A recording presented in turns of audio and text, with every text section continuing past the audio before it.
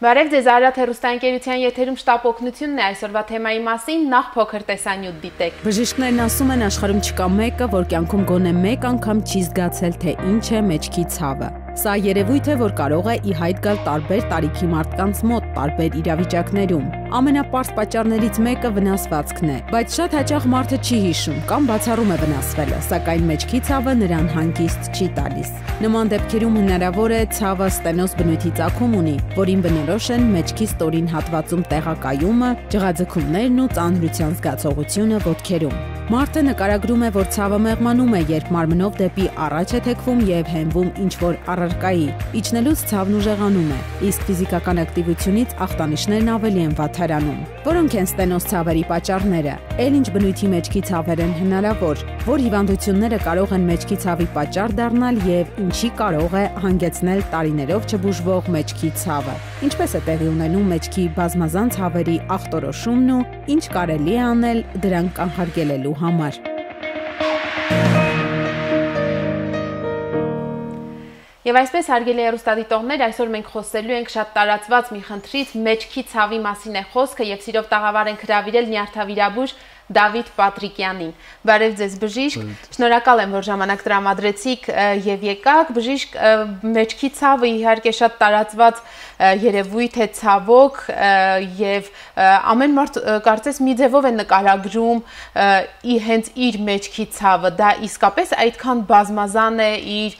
ծագումնաբանությամբ կամ եթե կարելի ասել տեսակներով։ Ես շատ շնորհակալ եմ, որ ինձ հրավիրել եք ձեր հեռուստատեսություն,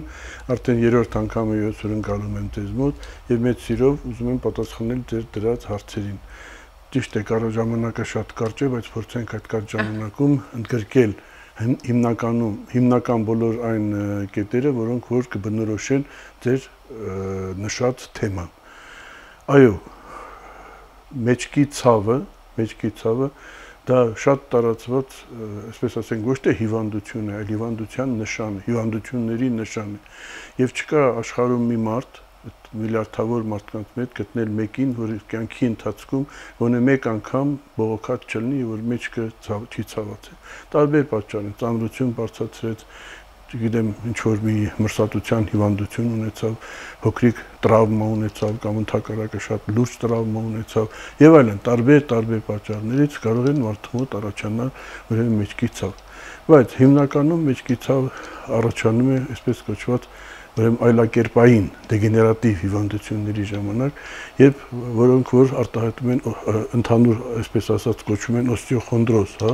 դրանք այն հիվանդություններն են, որոնք ախտահարում են ողնաշարի տարբեր հատվածները, եւ պարանոցային, եւ կրծքային, եւ գոտկային, եւ գոտկասրբանային հատվածը,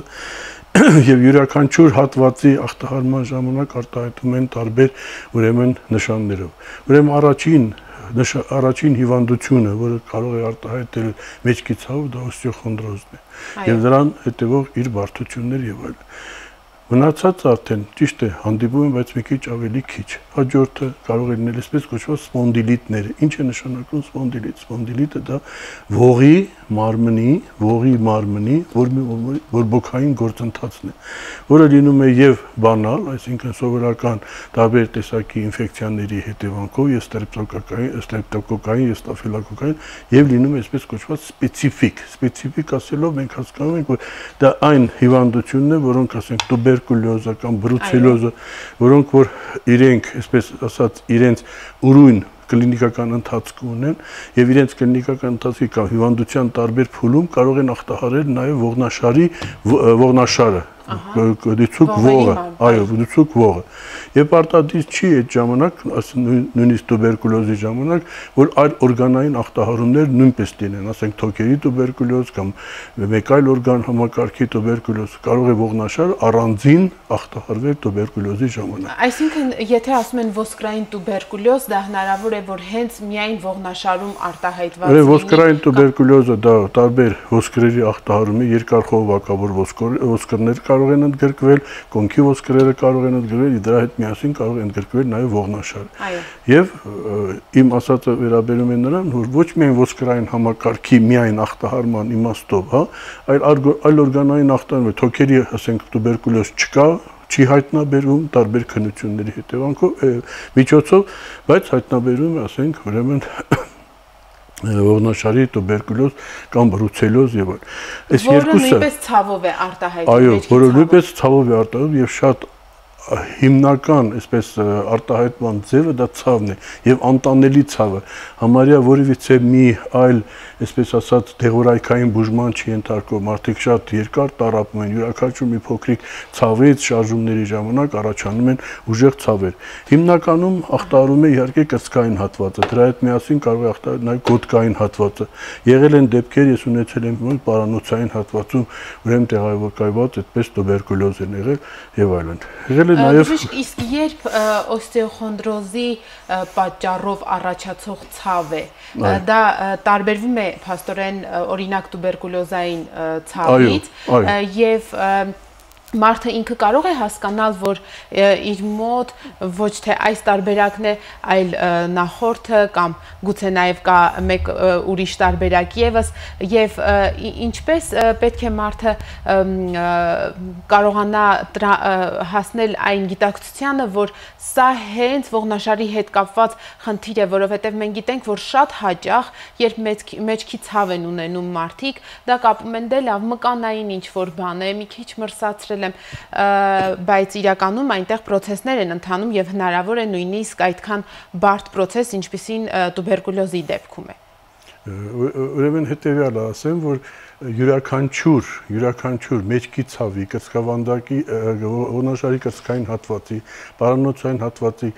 երկարատև տեղով ցավային համախտանիշի դեպքում պարտադիր տվյալ անձնավորությունը պետք է դիմի բժշկի պարզելու համար հիվանդության պատճառը։ Դա օստեոխոնդրոզն է, դա սպոնդիլիտն է, դա սպոնդիլոարթրոզն է, դա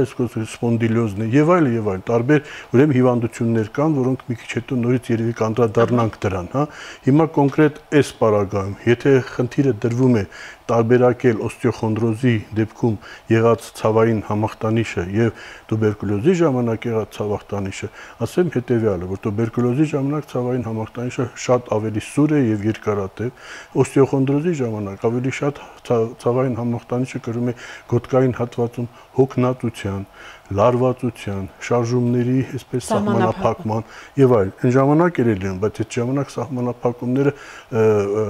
ուղեկցում են շատ ուժեղ ցավերով, կտրուկ ցավերով եւ այլն։ Օստեոխոնդրոզի ժամանակ, քանի որ ախտահարվում են միջողային աճառը, հա, քանի որ ախտահարվում է միջողային աճառը, առաջանում են ճողվածքներ, կարող են առաջանալ ճողվածքներ, որոնք սեղմում են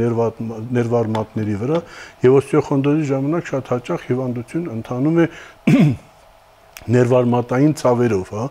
Տվյալ, ասենք, եթե դա ավելի սաստիկ բնույթ է կրում հավանաբար։ Շատ սաստիկ բնույթ է, բայց արդեն այստեղ այլ ձևով ոտքի շարժումների, քայլվածքի փոփոխություն է տեղի ունենում։ Տվյալ անձնավորությունը չի կարողանում երկարատև քայլել, քայլելու ընթացքում առաջանում է հոգնածություն, առաջանում է սաստիկ ցավեր, ստիպված է լինում նստել, չի կարողանում շարժվել եւ այլն։ Երբեմն իհարկե դժվար է լինում դիֆերենցիալ, հա, թե ինչ է եւ հատուկ քննությունները միայն կարողանում են տարբերակել մենք ինչի հետ գործ ունենք, հա,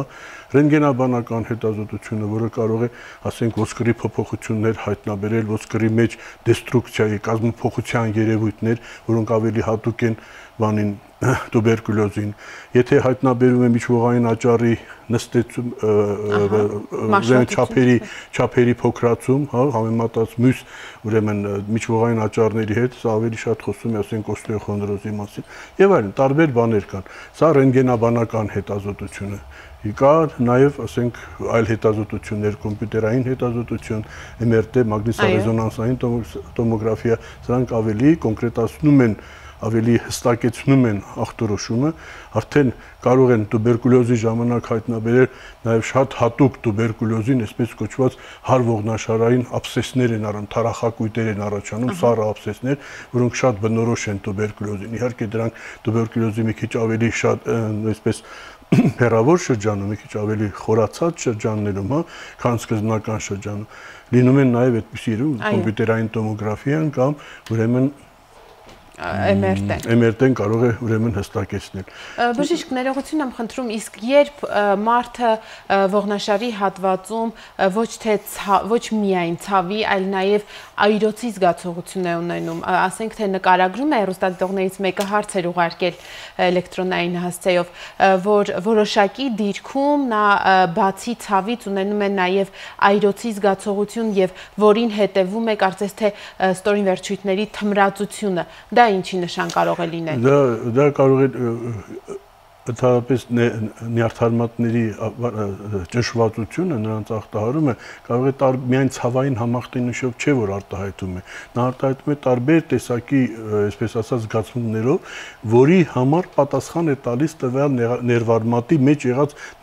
ներվաթելերը, որոնք որ ստորին վերջույթների տարբեր մասերից եւ ցավային զգացողությունն են բերում, եւ մակերեսային ցավային զգացողությունը, եւ տաքի սառի զգացողությունը, եւ այլն։ Սրանք երբեմն խառնվում են իրար, այդ զգացողության, այսպես ասած, խանգարումները եւ կարող են արտահայտվել այրոցի զգացման ձևով, մրջյունների, այսպես քայլվածքի ձևով, տարբեր ձևերի, այսպես ասած, նյարդարմատների լարվածության ձևով եւ այլն, եւ զգացողությունը այնպիսի մի հատկություն է մարդու համար, որ ամեն մեկը տարբեր ձևով է եւ ուրախությունն ենք տարբեր ձևով արտահայտում եւ տխրությունն ենք տարբեր ձևով արտահայտում։ Ցավը մեկը կարող է ծիծաղել, մյուսը կարող է լաց լինել։ Այսպես տարբեր ձևի ուրեմն արտահայտման եւ պատասխան ռեակցիաներ գոյություն ունեն։ Հասկանալի է, բժիշկ։ Մեր այսօրվա ժամանակը շատ արագ սպառվեց, այո, 10 րոպեն շատ արագ է սպառվում, հուսամ մենք կկարողանանք վաղվա եթերի համար շարունակել, որպեսզի հասկանանք, թե իսկ ինչպես կարելի է ձերբազատվել մեջքի ցավից կամ հենց երևի թե ամենատարածված օստեոխոնդրոզի ծագում ունեցող մեջքային ցավից։ Այսօրվա համար շատ շնորհակալ եմ։ Հարգելի հեռուստադիտողներ, հիշեցնեմ մեր տաղավարում էր նյարդավիրաբույժ Դավիթ Պատրիկյանը, հետևեք մեր թողարկումներին, հաջորդ թողարկմանը անպայման վերադառնալու ենք մեջքի ցավի թեմային եւ փորձելու ենք հասկանալ բուժման եւ դրա հաղթահարման մեթոդների մասին։ Մինչ հանդիպում, առողջ եղեք։